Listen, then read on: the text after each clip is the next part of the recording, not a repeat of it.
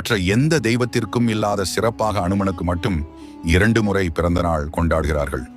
இதன் காரணம் என்ன தெரியுமா?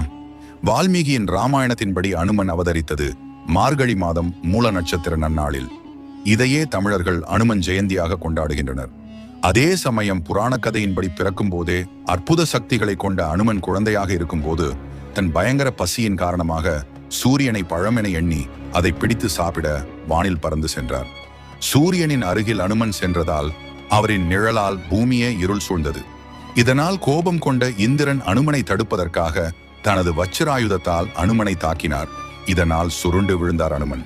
தன் மகனின் துயர் கண்டு வேதனை கொண்ட வாயுதேவன் அண்ட சராசரங்களிலிருந்து காற்றை நிறுத்தினார்.